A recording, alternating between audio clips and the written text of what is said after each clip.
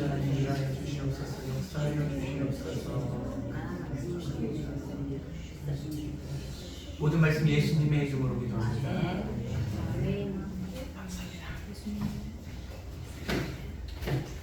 저희 찬양 연습할 때 같이 이렇게 참여해 주셔서 불러주시고 너무 감사합니다. 30초만 시작하도록 하겠습니다.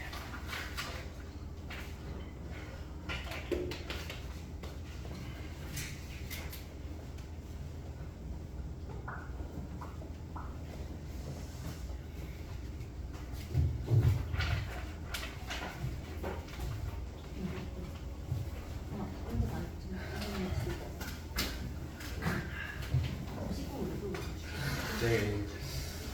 시작하기 전에 광고하면 제가 주말에 주일날 2시에 풋살 축구한다 그랬는데 비가 예고되어 있더라고요. 그래서 비가 오면 한 주 연기합니다. 자연스럽게 연기하기로 우리 사장님하고 얘기 있어서. 그리고 이미 구장 2개를 빌려놔가지고 우리 아이들 기다리지 않고 마음껏 찰 수 있도록 형제님들, 자매님들 이렇게 뭐 중간에 섞어서 할 수도 있지만 아이들이 찰 수 있도록 했으니까 우리 아이들 다 데려오시고, 어차피 위에서 애들 공차고 논대요. 근데 이제 진짜 인조잔치이긴 하지만 시컨 뛰어놀 수 있게 하고, 우리 자매님들도 체육복 챙겨 오셔가지고 운동화신 보시고 갈아입을 때가 있겠죠.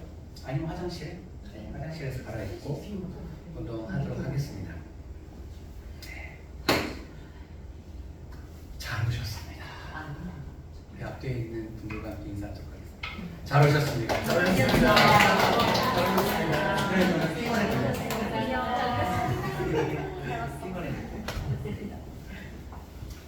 그리고 너무 피곤하셔서 이렇게 좋으시는 것을 넘어서 주무셔도 괜찮아요. 그러니까 너무 자책이랑 갖지 마시고, 제가 안 깨울게요. 금요일날 안 깨울게요. 안 깨울 테니까 제가 임상 실험한 결과 금요일날 와서 졸아도 은혜 받는다. 제가 검증된 겁니다. 진짜. 선생님들, 왜냐면 막 제가 눈치 주고 그러면 또 안 오실 수 있으니까 오셔서 주무시고, 조시더라도 오셔서 주무시고 또 찬양 부르시고 또 하나씩 또 듣고 가시더라고요. 또 잠깐 또 갈 때 그냥 가지 않고 기도하고 가시니까 그 이상의 역사가 있을 줄 믿습니다. 우리 함께 신나게 찬양으로 한번 시작해 보도록 하겠습니다.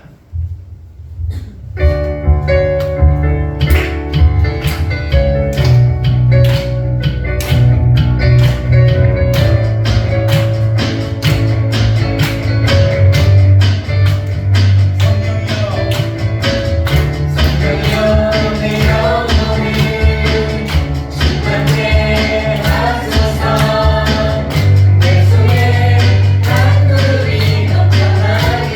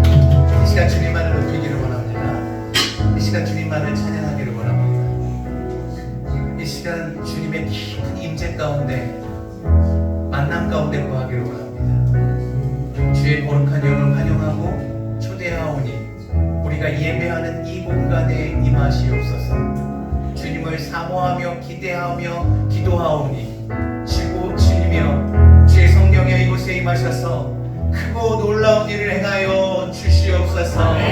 이전에 없었던 새로운 노래로 주님을 찬양하고 경배하기를 원하오니 이전에 경험하지 못한 놀랍고 크신 데를 이곳에 있는 모두에게 부어 주시옵소서.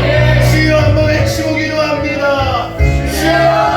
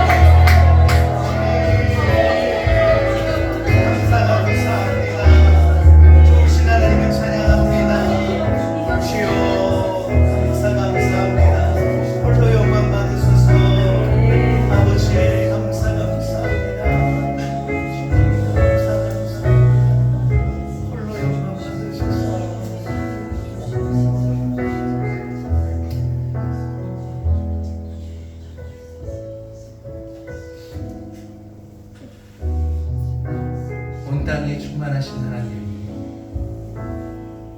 우리가 이 시간 우리 가운데 계신 주님을 만나고 경험하게 되서 소망합니다. 지금까지 알았던, 지금까지 경험했던 하나님의 매이지 않게 하시고 오늘 새롭게 우리에게 보이시고 계시하실 그 하나님의 영광을 사모함으로 나아가오니 이곳에 임하시고 충만하셔서 전혀 새롭고 이전에 경험하지 못한 하나님의 위대하심을 우리에게 밝게 보여주시옵시고 그 위대하신 하나님을 만남으로 우리 속 깊은 곳에서 올라오는 진실한 찬양과 경배가 이곳에 우리 영혼을 깨워 울려 퍼지도록 신이 역사하여 주시옵소서. 감사합니다. 사랑합니다. 홀로 영광 받아 주시옵소서. 우리의 생명 되신 예수님의 이름으로 기도합니다. 아멘. 감사합니다. 오늘 말씀 보도록 하겠습니다. 오늘 다니엘서 3장입니다. 다니엘서 제가 갖고 있는 성경책은 구약 성경이고요. 1236페이지 있습니다. 1236페이지 다니엘서 3장 1235페이지부터 6페이지에 있는 다니엘서 3장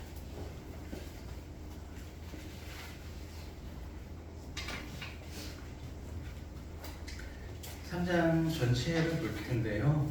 우리 읽기는 1절부터 7절까지만 먼저 읽어보도록 하겠습니다. 많이 오셨네요. 7분, 8, 9, 10, 11, 12, 13, 14, 15, 딱 20명. 금요일 긴장하셔야 됩니다. 이번 주 수요일 날 19분이 오셨습니다. 지금 저희가 추월 당할 수 있어요. 우리 함께 오는 목사님 오셨을 때 24명까지 왔었는데 외부 인원의 도움을 좀 받았죠. 좋습니다. 우리 다니엘서 3장 1절부터 7절 말씀 교독하도록 하겠습니다. 제가 먼저 했죠. 느부갓네살 왕이 금으로 신상을 만들었으니 높이는 60규빗이요 넓이는 6규빗이라. 그것을 바벨론 지방의 두라 평지에 세웠더라.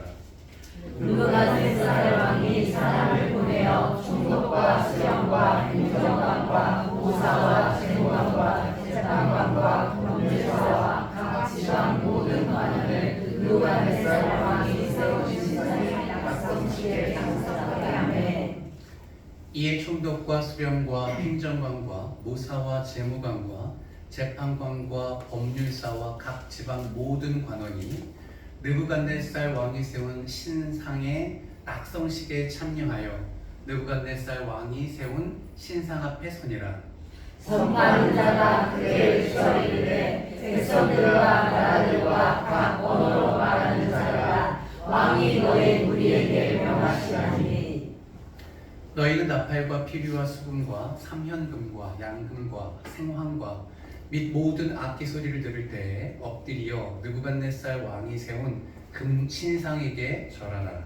누구든지 엎드려 절하지 아니하는 자는 즉시 멸멸이 타는 불못불에 던져 넣으리라 하였더라. 진짜 같이 했죠? 모든 백성과 나라들과 각 언어를 말하는 자들이 나팔과 피리와 수금과 삼현금과 양금과 및 모든 악기 소리를 듣자 곧 느부갓네살 왕이 세운 금 신상에게 엎드려 절하니라. 아멘.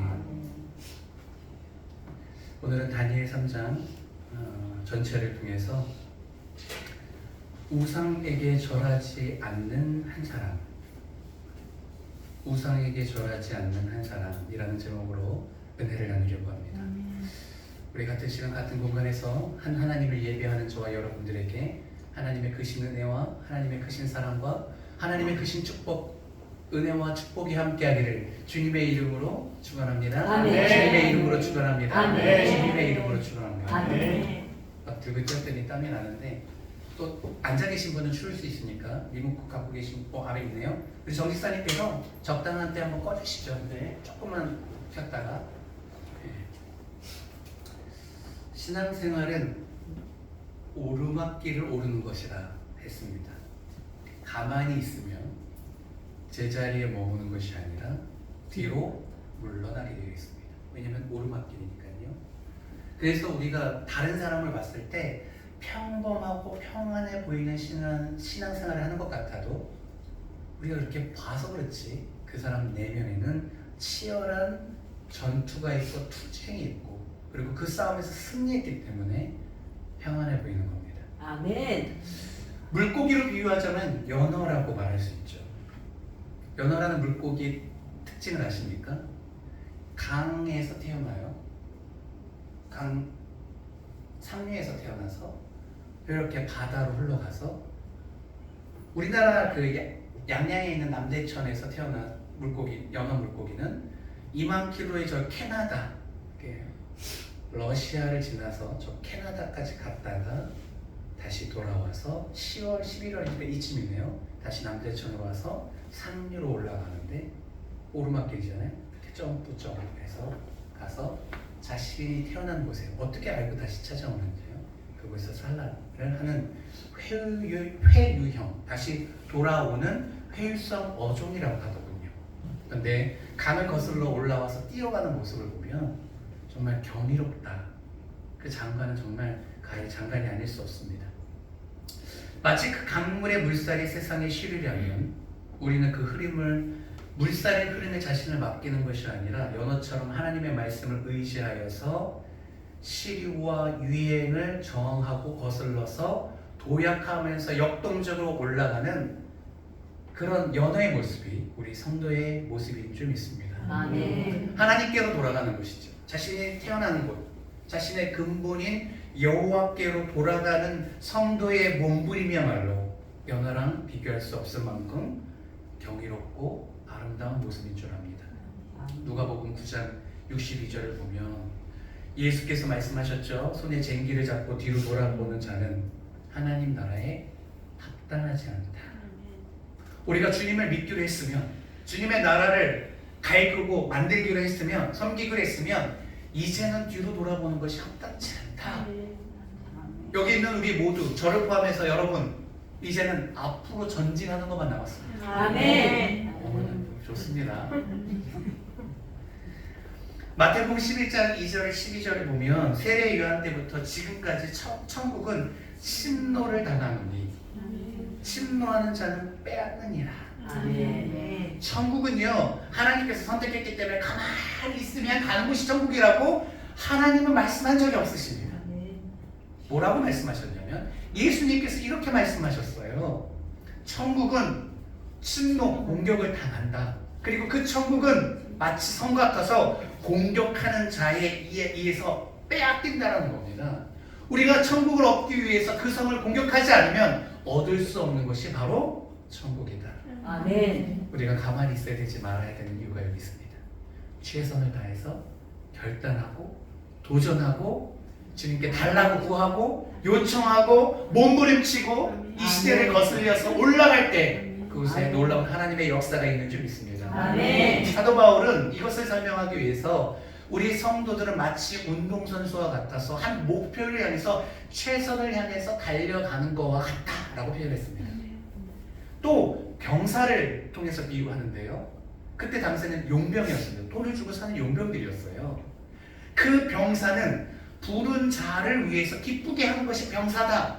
자신의 생활에 얽매이지 않고 아우 저 밥 먹으러 가야 되는데요. 저 처자식 돌봐야 되는데요. 그것이 아니라 부름받은 마치 병사와 같아서 그 부르심에 합당하게 늘 준비하고 전투하고 싸우기 위해서 깨어 있어야 된다는 것이 사도 바울의 논리입니다. 무엇을 말합니까? 우리가 오늘 말씀을 통해서 그 말씀이 우리 마음판에 새겨지고 그 말씀이 믿음으로 반응해서 열매를 맺기까지 끊임없이 게으름 없이 투쟁해야 됨을 성경은 얘기하고 있는 것입니다. 사랑하는 성도님, 하나님을 믿는다는 것, 하나님을 섬긴다는 것, 신앙생활한다는 것은 전인격적 결단입니다. 지정의 모든 것을 동행해서 내가 하나님만을 섬기겠다고 결단할 때 열매 맺어지는 것이고 그 안에 놀라운 역사가 있는 줄 믿습니다. 아멘. 오늘 시작부터 뭔가 거창하지 않습니까? 내용이 그래요. 아까 읽어보셨지만 본문이 다니엘이잖아요.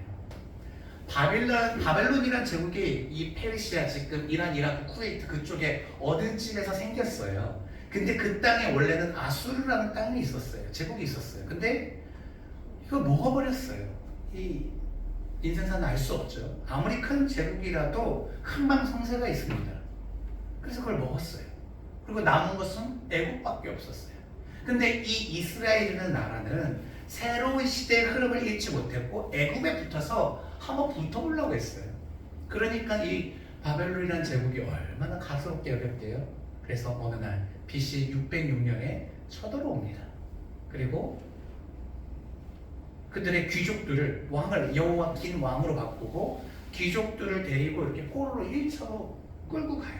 그때 누가 갑니까? 오늘의 주인공인 다니엘 그리고 세 친구들이 끌려가는 것이죠. 근데 바벨론이라는 제국은 얼마나 크고 위대했는지 웬만한 국가하고는 상대가 되지 않아요. 그러니까 힘이 있으면 여유가 있습니다. 그리고 그 당시에는 이 서양보다도 중동의 문화가 훨씬 더 상위 문화였었어요. 그 당시에는 말이죠. 그렇기 때문에 저쪽 이 서양 사람들은 바바바바 야만이라고 불렀어요. 모든 문화가 이곳에 있었기 때문에 자신감이 있어서 니네들 포로로 끌려왔어? 근데 자유를 줄게.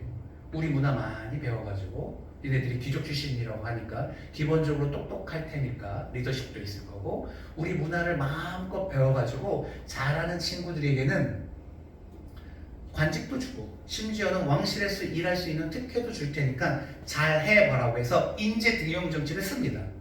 잘 생각해보세요. 다니엘과 세 친구들은 포로로 끌려갔어요. 이제 죽겠구나 라고 생각했는데 뜻밖의 좋은 음식과 좋은 자리, 좋은 교육을 제공받으면서 이렇게 교육을 받고 인생의 기회가 열렸으니 얼마나 잘된 일입니까?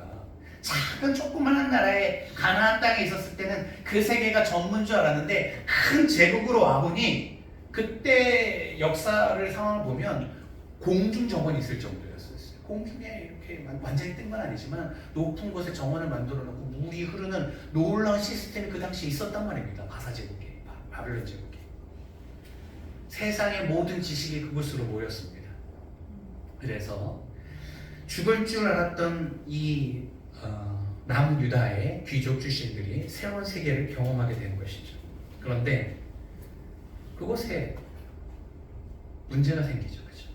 하나님을 믿는 것과 그렇지 못한 것 사이에서 충돌이 생깁니다. 내가 하나님이라는 존재를 어차피 나라도 망했으니까 잊어버리고 출세를 위해서 완전히 이 시대에 합류하느냐, 아니면 그래도 이스라엘의 하나님, 나라가 망했지만 결국 하나님은 우리 가운데 지금 계시지 않는 것 같지만 보이지만 진짜 하나님의 살아계심을 믿고 하나님께서 말씀하시는 그 율법을 마지막까지 지키느냐의 갈등 관계 속에 지금 현재 있게 되는 겁니다. 그 상황 속에서 어려운 일들을 만나게 되는 것이죠. 세 가지로 정리해봤습니다. 첫 번째는 위기는 기회라는 겁니다. 시간 관계상 1절부터 5절 말씀인데 아까 읽었기 때문에 읽지 않겠습니다. 내용을 보면 이런 거예요. 그때 당시 느부갓네살 왕이 통치할 때였었어요. 그 친구들을 포로로 끌려왔어요. 몇 명인지 성경에 기록되어 있지 않지만 포로로 끌려왔단 말입니다. 그리고 1절만 한번 띄워주시겠습니까? 저기 보면 두라 평지라는 곳에 느부갓네살 왕이 신상을 만듭니다. 근데 그 높이는 거의 30m 가까운 큰 신상을 만들어요. 금으로 말이죠. 도금을 했습니다. 그리고 두라 평지에 세워둡니다. 2절 보면 그 두라 평지에 총독, 수령, 행정관, 모사, 재무관, 재판관, 법률사, 각 지방의 모든 관원들, 그 다음에 느부갓네살까지 포함해서 모든 세상의 유력한 자들을 그 평지에 다 모읍니다. 두라 평지에 말이죠. 그곳에 뭐가 있습니까? 금으로 만든 신상이 있습니다. 그리고 그곳에 절하게 합니다. 4절에 보니까 선포하는 자가 크게 외치니 백성들과 나라들과 각 언어로 말하는 자들아 왕이 너희 무리에게 명하나니. 5절 여러 가지 악기를 들으면 너희들이 엎드려서 느부갓네살 왕이 세운 금 신상에게 절하라. 그 당시 유력한 자들 다 모았을 뿐만 아니라 그것은 기본이고 나팔 소리가 들리면 온 천하 바벨론의 통치 가운데 있는 모든 사람들이 그 신상의 방향을 향해서 다 절하라는 겁니다. 그렇지 않으면 어떻게 된다? 큰일 난다. 근데 이때 사람이 누구냐면 사드락, 메삭, 아벳느고, 이 다니엘과 함께 끌려온 세 친구들이었습니다. 나이는 10대 중반에서 10대 후반까지로 보이는 소년들이었습니다. 왕족들이었어요, 이스라엘에. 근데 위기를 만나게 되죠. 왜냐하면 하나님께서는 우상을 향해서 절하는 것을 금하셨기 때문에 그렇습니다. 하나님께서 제일 싫어하는 것이 우상을 섬기는 것이고 우상을 만드는 것이고 우상에게 절하는 것입니다. 근데 지금 본인들은 교육을 잘 받고 3년의 수련의 과정을 통과를 했고 그 중에서도 뛰어난 이 세 사람이, 다니엘은 왕실로 들어갔고 이 나머지 세 사람은 각 지방의 한 지역을 통치하는 이 통치자가 됐어요. 시장 정도가 된 거예요. 굉장히 성공했죠. 젊은 애들이. 그만큼 똑똑했던 거예요. 하나님께서 지혜를 주셔서 엄청 명성하게 하셨고 그 실력으로 그 민족 출신, 이 배경을 보지 않고 실력으로 뽑아서 이 친구들이 된 거예요. 그래서 지방의 한 지역을 다스리고 있었는데 올라와서 지금 절해야 되는 상황이 된 것이죠. 위기가 닥친 것입니다. 그런데요, 이 위기는 곧 기회가 됩니다. 어떻게 기회가 됐냐면 첫 번째, 두 가지를 테스트할 수 있죠. 진짜 이 사드락, 메삭, 아벳느고의 믿음이 어느 정도 수준인지 테스트할 수 있는 기회가 생긴 겁니다. 두 번째는, 그러면 이렇게 믿음으로 반응했을 때 하나님께서 어떻게 역사하시는지, 하나님이 정말 안 계셔서 떠나셔서 이스라엘이 망한 건지 아니면 잠시 쉬고 계시는 건지, 지금도 이 역사의 순간에 등장하셔서 무언가를 하실 수 있는지 하나님의 일하심을 볼 수 있는 중요한 계기가 된 겁니다. 위기를 통해서 말이죠. 이렇게 위기는 새로운 기회의 순간이기도 한 것입니다. 우리 삶 가운데 위기가 많다는 것은 그만큼 기회가 많다는 거예요. 나의 나됨이 무엇인지를 테스트하고 점검할 수 있는 기회입니다. 나의 삶 가운데 고난이 많다는 것은, 위기가 많다는 것은 기회가 있는 거예요. 나의 뒤에 계시는 하나님이 내 삶을 통해서 역사하시는 것을 볼 수 있는 기회가 생기는 것이죠. 그렇기 때문에 위기는 위기에 집중하기보다 그 위기 속에 우리에게 새로운 길을 열어주시는 하나님을 우리는 기대해야 되는 겁니다. 아멘. 다윗이 골리앗이라는 3m에 육박하는 거인 앞에 섰습니다. 그러나 그 위기는 다윗의 믿음을 점검할 수 있는 기회가 되었고 그 다윗 가운데 역사하셔서 그를 높이시고 그를 통하여서 하나님께 영광 받으시는 하나님의 일하심을 보게 되었습니다. 물매를 던졌고 3m 되는 이 정수리에 맞았고 결국은 한 방에 쓰러졌습니다. 하나님은 살아계시는 것이죠. 사드락 메삭 아벳누고의 그 믿음이 진짜 어떤 믿음인지를 드러낼 수 있는 진검승부의 장이 된 것입니다. 우리에게도 동일합니다. 우리가 위기 속에서 믿음으로 반응한다면 우리의 우리됨을 우리가 확인할 수 있는 거예요. 또한 내 삶 가운데 정말 하나님이 살아계시고 역사하시는지를 정말 하나님께서 내 편이 되어주시는 것인지를 확인할 수 있는 장이 됩니다. 에베소서 5장 16절 말씀 한번 읽어보도록 하겠습니다. 자꾸 말씀으로 돌아가서 에베소서 5장 16절입니다. 함께 읽어보죠. 시작. 세월을 아끼라 때가 아까니라. 제가 말하는 것은 위기가 기회다. 그 기회를 살려야 된다는 것을 얘기하고 있는데 영어 성경으로 보면 원어를 좀 더 가까이 직역했는데 그것은 뭐냐면 만들라 the most of every opportunity. 모든 기회에 있어서 최고를 만들라 이거를 의역하다 보니 세월을 아끼라 말했는데 조금 더 구체적으로 말하면 그냥 지나가는 시간이 아니라 우리가 살면서 우리에게 주어지는 모든 기회를 최고의 것으로 만들라라고 말하고 있는 것입니다. 아멘. 위기가 있습니까? 그럼 기회입니다.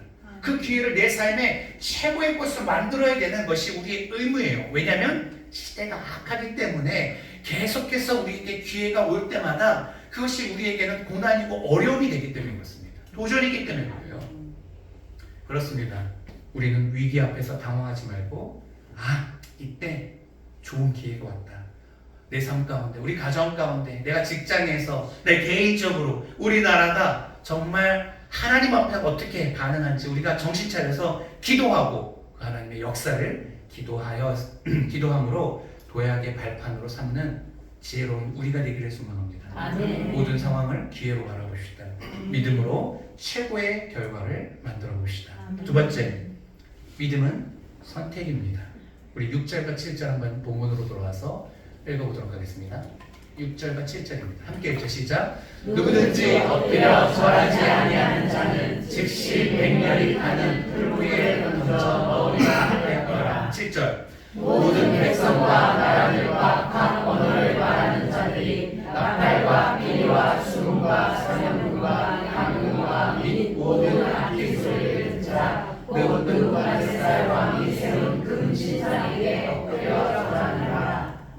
6절에 보면 누구든지 엎드려 절하지 아니하는 자는 즉시 맹렬히 타는 풀무불에 던져 넣으리라 이렇게 선언하였고 그리고 악기를 소리를 냈더니 그들은 그 두려움에 어쩔 수 없이 느부갓네살 왕이 세운 금신상에 모두가 절했습니다.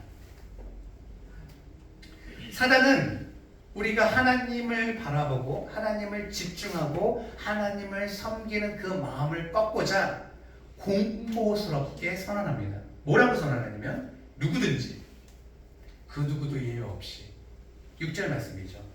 엎드려 절하지 않는 자는 즉시 바로 그냥 불도 아니고 맹렬히 타는 풀무에 던져서 넣겠다. 얼마나 무섭습니까? 무엇 하나 만만한 게 없고 위축되고 겁먹지 않을 것이 없습니다. 예외 없이 맹렬히 불타는 불덩이에 던진다고 하니 얼마나 두렵습니까? 권력자의 한치도 양보 없는 단호함을 볼 수 있는 메시지입니다. 그 소리를 들을 때 떨지 않을 자가 누가 있겠습니까? 그 풀무불을 사람들 앞에 한쪽에서 불을 태워서 보여주면서 그 불구덩이를 봤을 때 두려워 떨지 않을 자가 누가 있겠습니까? 청각적으로, 시각적으로, 그리고 나약한 우리는 이성적으로 두려움에 휩싸일 수밖에 없는 상황이고 왕의 선언은 그렇게 우리를 공포스럽게 할 것입니다. 그럴 때 우리가 해야 될 것이 무엇이 있겠습니까? 그 소리를 계속 묵상하고 풀무불을 보고 정말 죽이겠지 회의한다고 무슨 일이 나지 않죠. 그때 우리가 해야 할 것은 모든 왕보다 크시고 모든 상황보다 크신 주님을 바라보는 겁니다. 아멘. 상황에 합리화하는 것이 아니라 삶의 기준이자 구원이신 예수 그리스도를 찾는 것이고 그를 바라보는 것입니다. 히브리서 12장 2절을 보면 믿음의 주여 또 온전케 하시는 이인 예수를 바라보자 말하고 있습니다. 마태복음 14장에 보면 예수님은 바다 건너편으로 가시고 제자들만 배에 태워서 이 바다를 가는데 갈릴리 바다죠. 근데 그 호수지만 커서 바다처럼 큰 데고 바람이 불어서 풍랑이 있는데 제자들은 당황했습니다. 그 상황 속에서 누가 바다 위를 걸어옵니다. 자세히 보니까 달빛에 예수님인 것 같은 거예요. 그래서 베드로가 묻습니다. 예수님, 아니요, 주여 부르시죠. 주여, 만일 우리의 주님이시거든, 예수님이거든, 나를 명하셔서 저도 그 물에 걷게 해주십시오 라고 청하니 예수님께서 들으시고 오라 한마디 하십니다.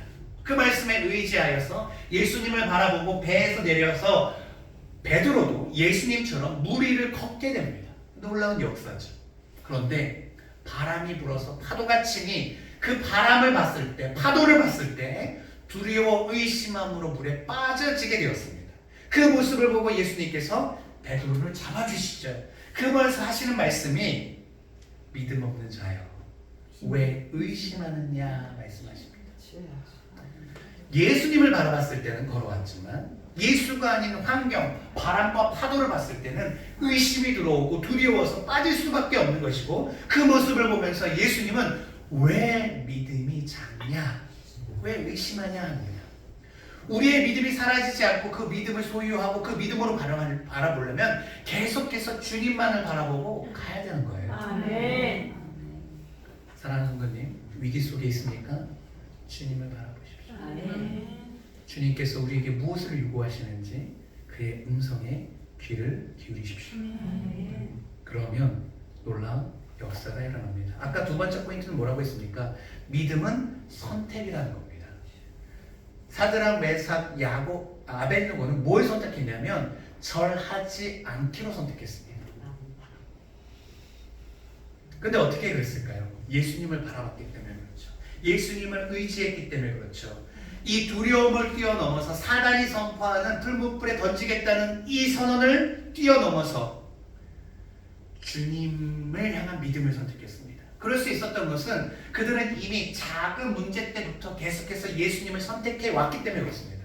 처음에 끌려와서 3년 동안 테스트, 교육의 과정이 있었습니다. 아무나 기회를 주는 것이 아니라 그 중에서도 명석하고 지혜로운 자만 뽑기 위해서 좋은 음식을 제공했습니다. 왕이 먹는 음식을 제공했어요. 그런데 그들의 문화 속에서는 이 음식이 우상 앞에 드려지고 제사를 드린 다음에 그 다음에 그들에게 주어지는 것이기 때문에 그것을 거부합니다. 우리는 이 고기를 먹지 않겠다. 채소는 신상에게 드려지지 않기 때문에 우리는 채소만 먹겠다.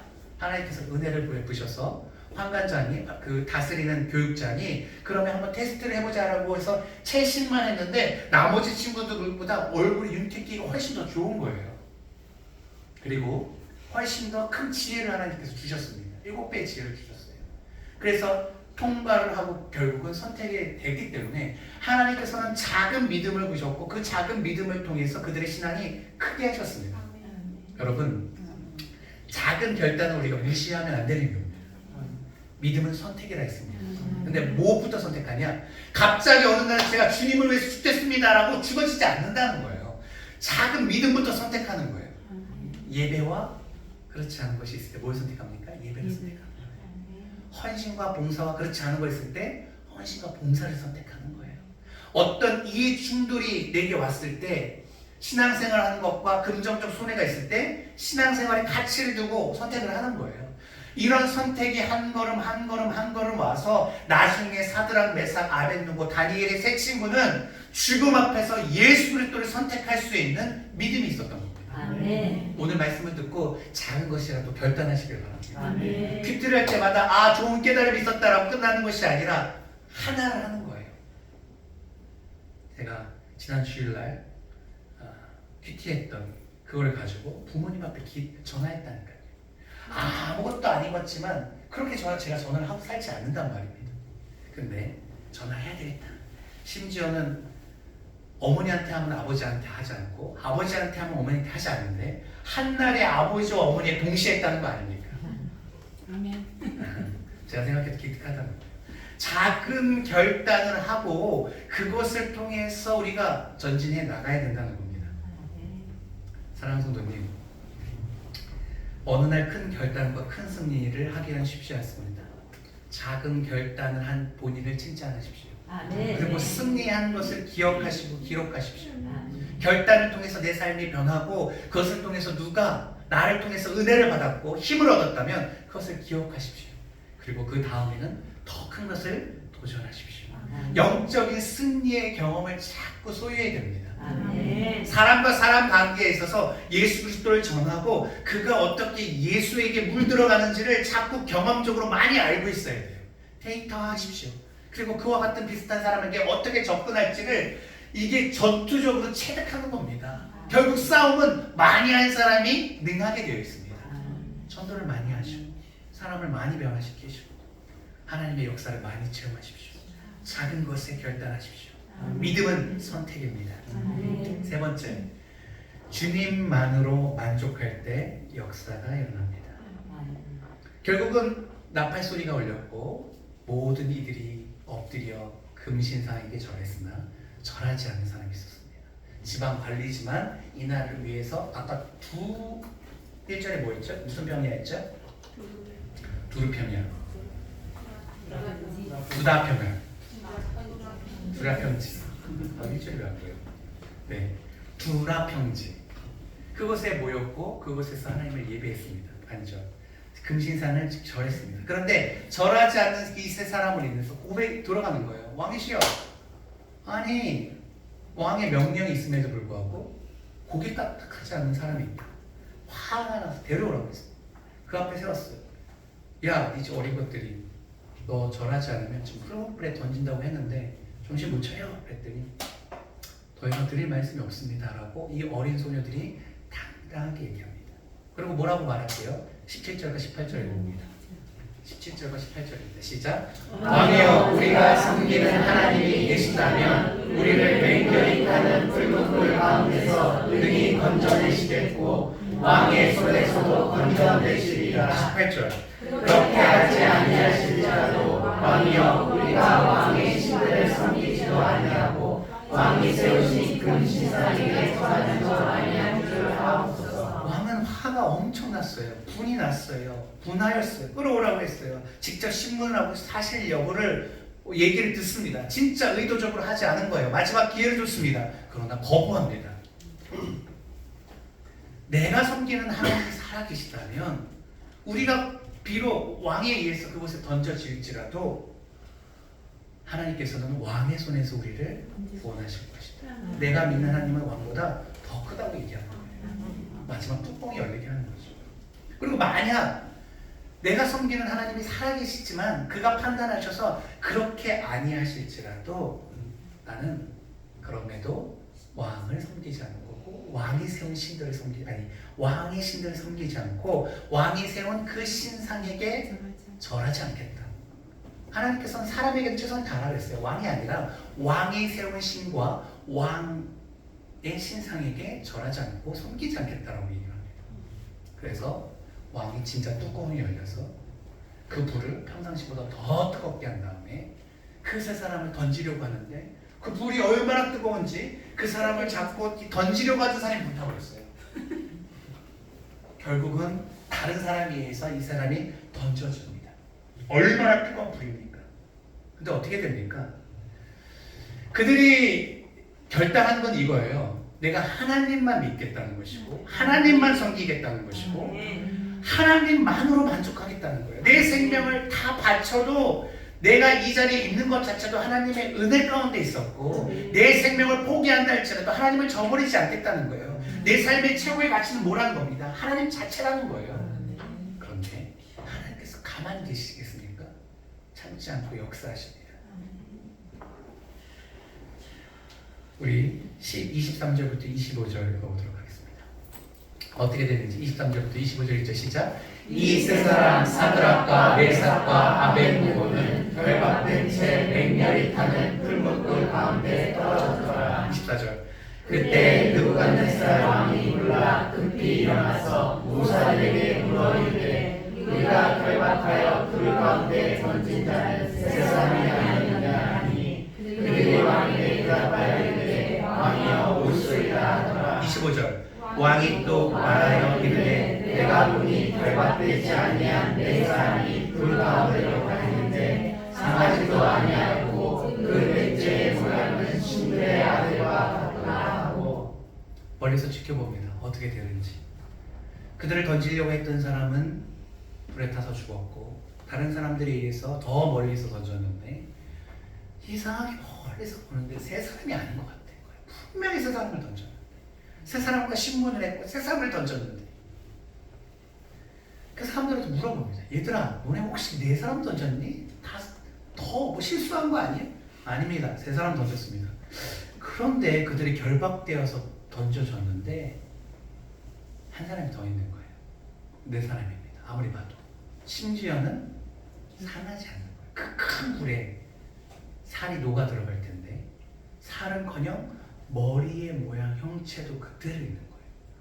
근데 마치 그 네 번째 사람은 어떤 모양인지는 잘 모르겠지만 신들의 아들과 같도다. 누가 한 말입니까? 느부갓네살 왕이 이렇게 얘기하는 거예요. 본인은 신이 되기를 원했고 신상을 본인의 모습으로 따서 만든 것 같은데 자신이 봤을 때 진짜 신은 내가 아니라 그 네 번째 사람 같다라고 지금 뜻밖의 믿음의 고백을 하는 것이죠. 여러분이 사모하는 예수님은 어디 계십니까? 우리가 예수님이 어디 계신지 잘 살펴봐야 됩니다. 제가 하는 말을 잘 들어보세요. 처음에 복음을 전도할 때 이렇게 얘기해요. 형제님, 자매님, 예수님 믿으셔야 돼요. 그래야지 구원받고 천국 가요. 그렇죠? 근데 우리가 엄밀히 말하면 천국을 가기 위해서 천국을 찾아가는 사람이 아닙니다. 잘 들어보세요. 천국이 삶의 목표가 아니라 실은 예수님이 삶의 목표입니다. 예수를 믿으면 천국에 가는데 천국이라는 영생의 그 곳이 사람들에게는 좋게 들리니까 그것을 강조하는 것뿐이죠. 물론 저도 천국에 가고 싶고 천국에 가기 위해서 예수님을 믿습니다. 그러나 더 중요한 것은 예수님 그 자체인 것이에요. 그래서 우리는 천국을 찾을 것이 아니라 무엇을 찾아야 됩니까? 예수님을 찾아야 됩니다. 이거 이해하시겠습니까? 천국만 거꾸로 반대로 얘기해 볼게요. 예수님이 아닌 천국만 줬다 보면 무슨 일이 생기냐면 예수를 배척하는 말도 안 되는 상황이 생겨요. 유대교가 그거예요. 모세, 율법, 그것에 하나님의 나라를 찾다 봤는데 예수 없는 율법, 예수 없는 하나님의 나라, 예수 없는 관습, 예수 없는 전통을 좇고 있는 거예요. 그러다 보니 진짜 예수가 왔을 때 예수를 대제사장, 서기관, 바리새인, 사두개인 이들이 예수를 알아봤습니까? 못 알아봤어요. 왜냐고요? 예수를 찾은 것이 아니라 천국을 찾았기 때문에 그래요. 비슷한 말인 것 같지만 엄연히 다르다는 겁니다.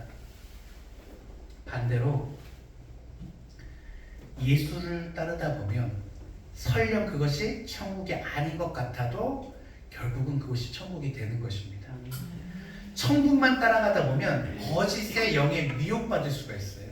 이것이 이단인지 예수인지 잘 모르고 그냥 따라가게 돼요. 천국에 좋은 것이 있다고 하니까.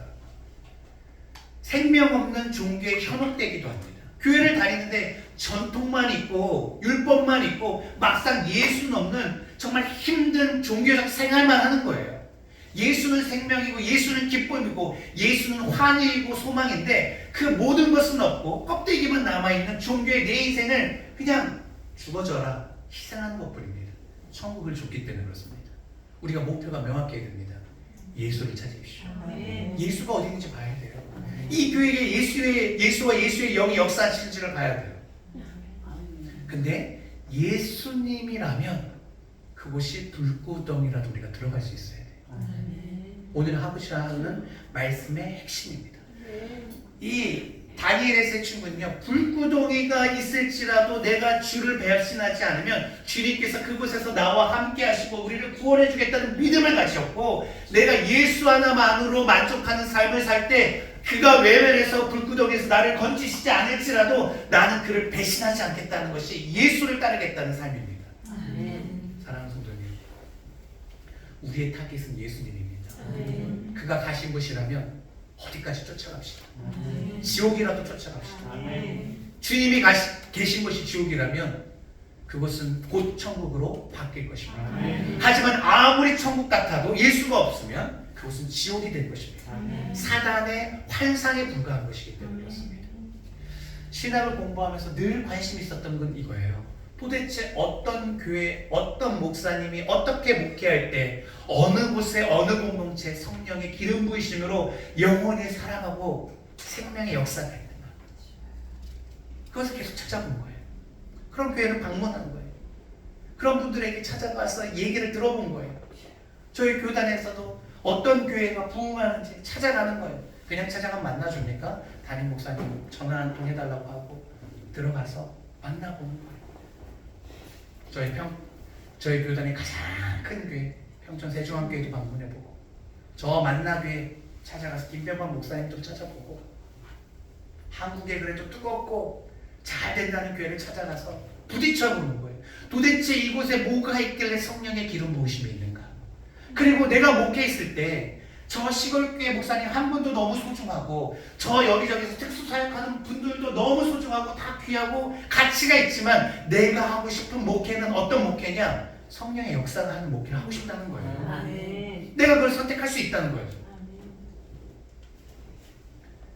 참 조심스러운 얘기인데 아무리 봐도 교회라고 똑같은 교회는 아닌 것 같습니다. 사랑하는 성도님, 주님께서 어디 계신지를 살펴보십시오. 그리고 우리 하늘꿈교회 다니다가 다른 곳에 이사를 가거나 어떤 일이 있어서 또 새로운 교회를 선택하게 될 때 정말 중요하게 생각하고 아예 나는 신앙심이 있으니까 아무 교회나 다니면 되지 이런 생각이 진짜 위험하고 교만한 생각입니다. 하나님의 역사하시고 성령의 기름 부으심이 있고 부흥이 있고 생명력이 있는 곳에 여러분의 몸을 맡기십시오. 아멘. 그곳에 가십시오. 아멘. 하늘꿈교회에서 예배할 때마다 진짜 성령이 역사하시는지 보시고 그곳에 역사함이 있다면 그곳에 여러분의 몸을 맡기십시오. 그곳에서 예배하십시오. 하나님을 갈구하십시오. 하나님을 만나기를 사모하십시오. 그리고 성령의 기름 부으심을 받으십시오. 아멘. 믿음으로 선택하십시오. 아멘. 하나님을 선택하십시오. 아멘. 천국 이전에 예수 그리스도 자체를 찾으십시오. 아멘. 그리고 그것이 불구덩이라 할지라도 주님이 가시는 곳이라면 내가 가겠습니다라는 마음으로 과감하게 뛰어드십시오. 아멘. 놀라운 하나님의 역사가 있을 것입니다. 하나님만으로 만족합니다라고 고민할 때, 고백할 때 주님은 외면하지 않고 그 불구덩이 가운데로 뛰어드셔서 우리와 함께 하십니다. 아멘. 임마누엘의 하나님이 그런 뜻입니다. 우리와 함께 하신다. 이것이 우리 삶의 최종 목표가 되어야 되는 것 아니겠습니까? 아멘. 오늘 말씀을 맺으려고 합니다. 우상일에 절하지 않는 한 사람. 제가 주일날 설교했던 거예요. 한 사람이 이 시대를 바꾸고 이 한 사람이 한 나라를 구원한다. 그렇죠? 세상은 방법을 찾지만 하나님은 사람을 찾는다. 아멘. 하나님의 방법은 곧 사람이다. 기름 부으심을 통하여 그를 통해서 역사하시고 하나님을 경외하고 기도하고 깨어있는 한 사람이 한 민족보다 위대하다 말씀드렸고 그것이 엘리사를 통해서 제가 설명을 드린 겁니다. 엘리사 한 사람이 이스라엘을 지키고 보호하고 있었던 것처럼 우리가 하나님을 경외함으로 우리가 이 교회와 우리가 살고 있는 공동체, 우리 가족, 이 지역에 소망이 되어야 되는데 그러려면 우상에게 절하지 않는 한 사람이 되어야 된다는 거예요. 사드락, 메삭, 아벤니고 비록 오늘의 주인공은 세 사람이지만 그 한 사람이라고 말하는 표현은 바로 그런 뜻입니다. 그 한 사람 한 사람이 하나님 앞에 우상에게 절하지 않고 세상에게 굴복지 않고 믿음으로 도약했을 때, 도전했을 때 하나님께서 불 가운데서도 구원해 주셨습니다. 아멘. 이사야서 43장 1절과 2절 읽어봅니다.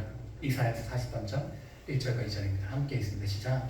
여호와 죄송합니다. 제가 생각해서 맨 마지막에 보면 내가 너를 지명하여 불렀나니 너는 내 것이라 이 말씀 아시죠? 그리고 그 다음 말씀 2절 읽어봅니다. 시작. 내가 물 가운데로 지날 때 내가 너와 함께할 것이라. 강을 건널 때 물이 너를 침몰하지 못할 것이며 내가 불 가운데 지날 때 가지도 아니할 것이요 불꽃이 너를 사르지 못하리니. 결국은 장소가 중요한 것이 아니라는 겁니다. 강에서도 구원해 주시고 불에서도 구원해 주시고 예수가 있는 곳이면 우리는 어디든지 그곳에 함께 따라가야 됩니다. 아멘. 여러분 지금 우상에게 절하지 않는다 이거에 지금 무게감을 아시겠습니까? 정말 우상에게 절하지 않을 자신이 있습니까? 제가 이제 현실적으로 조금 느껴지게 얘기를 해볼게요. 2009년에 제가 인천 청운교에서 대학 청문연부 학생을 가르쳤어요. 이제 처음 들어가서 아이들 한 명 한 명과 학생들과 상담을 했습니다. 중요하게 물어보는 것은 뭐 부모님과 관계 이런 거 항상 물어보죠. 가족 관계 물어보죠. 물어봐요. 아빠가 좋냐고. 100명 중에 아빠 좋다고 하는 친구가 딱 한 명 있었어요. 너무 충격적이어서 그 친구 이름을 기억합니다. 공부학번 국민대 외교정치학과 이이사. 자기는 아빠가 너무 좋대. 아빠를 존경한대. 아빠만 생각해도 미소가 나오면서 이렇게 천진난만하게 웃는데 100명 중에 한 명이 아빠를 존경합니다. 시어머니를 좋아하는 며느리 여러분 본 적 있습니까? 나는 시어머니가 너무 좋아서 이번 휴가에는 시어머니와 여행을 갈 거예요. 100명 중에 한 명입니다. 근데 거꾸로 아빠들은 나는 좋은 아빠라고 생각합니다. 거꾸로 시어머니들은 내가 세상에서 가장 쿨한 시어머니고 여행을 잡고 며느리가 되게 좋아할 거라고 생각을 해요. 좋은 휴가 계획을 짭니다. 좋은 아빠가 되고 좋은 시어머니가 되는 것은 자녀가 얘기하는 거고 며느리가 얘기하는 거예요. 지금 포로로 이 귀족, 이 남유다의 귀족들이 얼마나 끌려갔는지는 모르겠지만 1, 2차 끌려갔을 때 그 지역의 남은 자들은 그 가난하고 궁핍한 자만 남았다라고 말합니다. 수만 명이 끌려간 거예요. 주님 앞에 절하지 않은 사람은 몇 사람이다? 3사람이다. 우리 교회에서도 이렇게 얘기합니다. 배우자를 잘 만나서 저는 너무 행복해요 라고 말하는 사람은 100으로 치자면 한 가정밖에 없다. 한두 가정. 무엇을 의미합니까? 우리가 성도로서 하나님 앞에 신실하게 우상에게 절하지 않고 주님만으로 만족하겠습니다 라고 우리는 말할 수 있지만 이 평가는 누가 하는 겁니까? 하나님이 하는 거예요. 하나님께서 몇 사람을 지금 현실적으로 보는 거예요? 수만 명 중에 3사람이라니까요. 이것은 무엇을 의미하냐면 내가 좋은 아빠가 아닐 수 있고 내가 좋은 시어머니가 아닐 수 있고 내가 좋은 성도가 확률적으로 아닐 수 있다는 거예요. 무슨 말씀인지 알겠습니까? 이 말씀의 무게감을 알아야 돼요. 우상에게 절하지 않는다는 것은 위대한 겁니다. 그래서 이거를 이렇게 얘기해요. 예수님은 생명으로 인도하는 분은 좁고 협착하여 찾는 이가 적느니라 라고 말씀하셨는데 우리는 옆에 있는 누구보다 낫기 때문에 나는 그 문으로 들어가고 있다라고 생각하고 있는 게 문제입니다. 하나님만으로 만족하여서 주님과 동행하면서 주님이 계시는 불구덩이가 나도 뛰어들어겠다라고 얘기하는 것은 확률적으로 생각하면 저도 아닐 수 있다는 거예요. 몇만 명 중에 3명이 수만 명 중에 목사님이 내가 아닐 수 있다는 거예요. 확률적으로 생각하면. 무엇을 의미합니까? 말씀을 내 마음의 거울로 비춰서 늘 그 말씀 앞에 겸허히 서야 되는 것이고 내가 오늘도 세상의 이슈에 밀려서 절하는 것으로 인해서 가슴 아파하고 회개해야 내일 큰 시련이 진짜 왔을 때 넘어지지 않는 겁니다. 기도할 때 너무 막 달려가지 마시고 말씀에 내 마음에 거울을 비춰서 내 현실을 직시하시고 내가 지금까지 세상에 우상에게 절하고 넘어지고 세상의 논리로 하나님이 아닌 세상을 더 두려워하고 사람을 두려워했던 것에 대해서 가슴 아파하며 주님 앞에 도움을 청하십시오. 주님 제게 믿음 주시고 위기를 기회로 삼아서 세상이 아닌 하나님을 선택하게 하시고 하나님의 놀라운 역사 가운데 참여할 수 있도록 하나님만으로 만족한 삶을 살게 해주세요라고 하면 100명 중에 한 명이 될 줄 믿고 10,000명 중에 한 명이 될 줄 믿습니다. 우리 사무엘상 2장 20절을 보면 맨 마지막 줄에 이게 있습니다. 나를 존중히 여기는 자는 내가 존중히 여기고 나를 멸시하는 자를 내가 경멸하리라. 인격적인 하나님을 우리 존중히 여깁시다. 귀히 여깁시다. 위기는 기회입니다. 믿음은 선택입니다. 그 위기 속에서 기회가 우리에게 주어졌을 때 믿음을 선택합시다. 그리고 그 믿음을 통해서 열매 맺는 삶을 살아갑시다. 그 수많은 선택이 반복되어지다가 마지막에 최종적으로는 하나님만으로 만족합니다라는 경지에 이르러서 주님께서 우리에게 그 무엇을 요구할지라도 주 예수 그리스도를 선택하고 그 안에 생명을 준치하는 저와 여러분이 되기를 주님의 이름으로 축복합니다. 우리 찬양 한 장 부르시고 기도하도록 하겠습니다.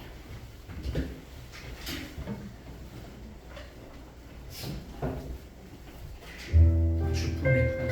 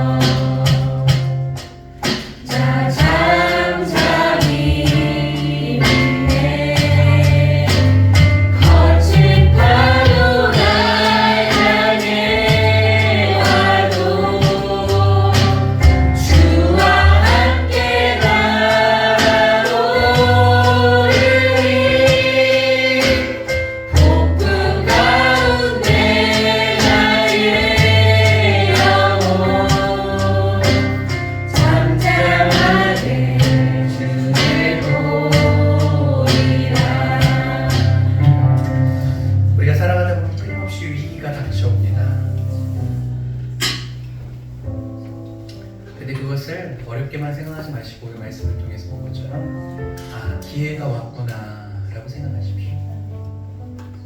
삶의 무게에 눌리지 마시고 내 믿음을 점검하고 내가 섬기는 하나님의 탁월함을 정말 내가 내 삶 가운데서 증명해낼 수 있는지 보여줄 수 있는지 드러낼 수 있는지 영만의 시간이 되기를 원합니다. 이 시간 기도할 때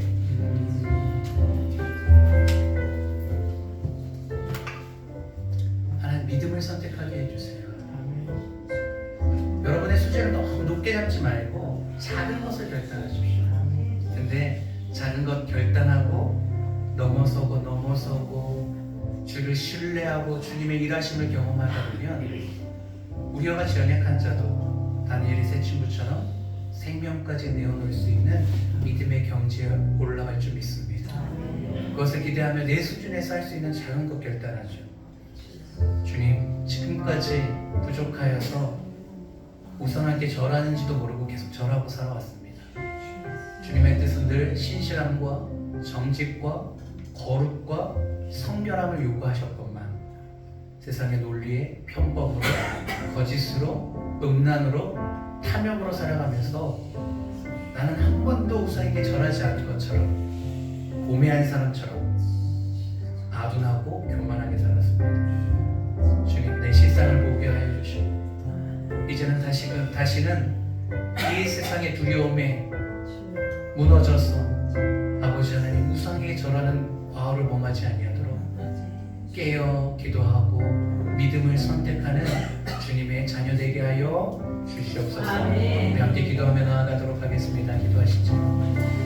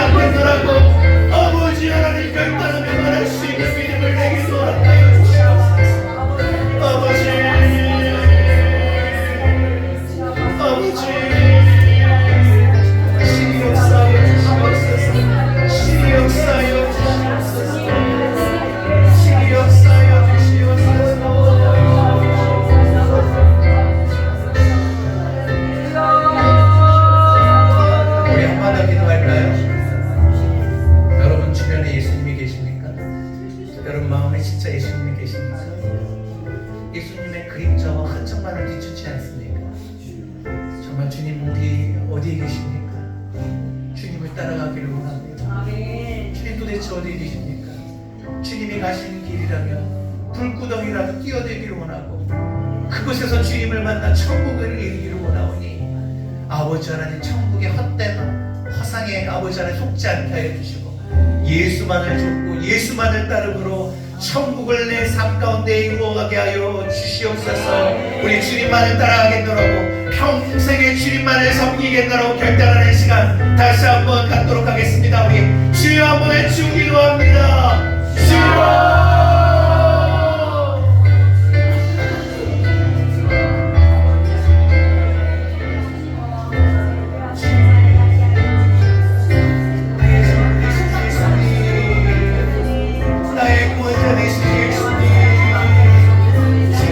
따르기를 원합니다.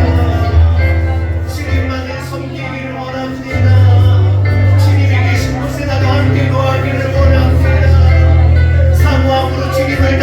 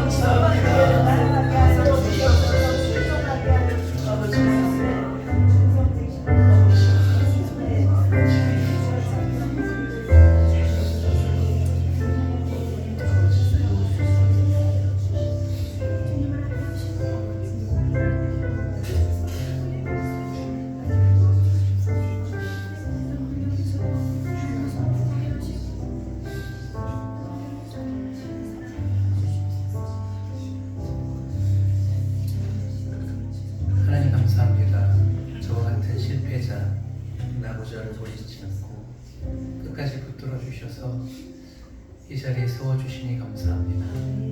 주님이 나의 실상을 알지는데 나의 이중적이고 나의 형편없음을 알지는데 이제는 포장하는 것을 내려놓고 주님 앞에 진실하게 나아가기를 원합니다. 믿음 없음을 한탄하게 하시고 신실하지 못함으로 인하여서 가슴 아파하게 하시고 이 부끄러움을 가지고 주님 앞에 나아갈 때 애통하게 하여 주셨습니다. 아버지 하나님, 우리가 구할 것은 다른 것이 아니라 주를 향한 믿음과 신실함과 주를 사랑하는 마음이 되게 하여 주셔서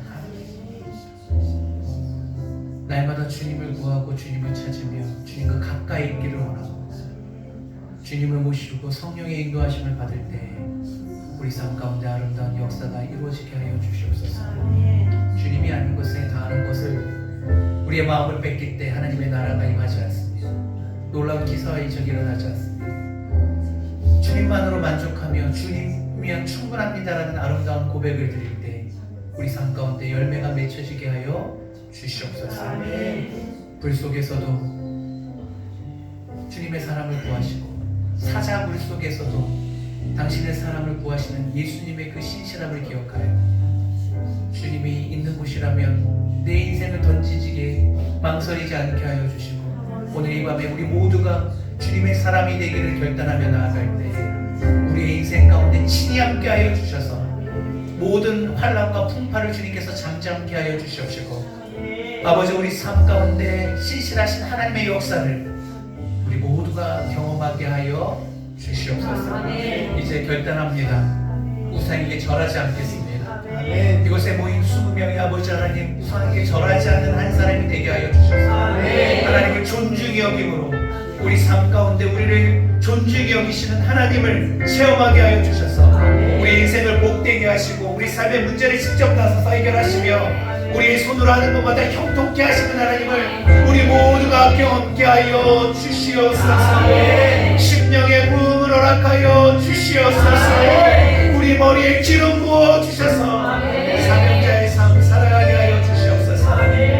이 밤에 각자의 기도 제목으로 나아갑니다. 주님이 하시는 줄 아오나 다시 한번 입술로 고백할 때 주님께서 들으시고 응답하셔서 우리의 삶을 활짝 열어주시옵소서. 감사합니다. 사랑합니다.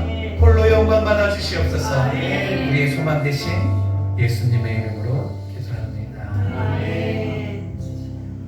우리 각자 기도하고 돌아가시고요. 날씨 보고 누군가 연기될 것 같으면 단톡방에 제가 올리겠습니다. 수고하셨습니다.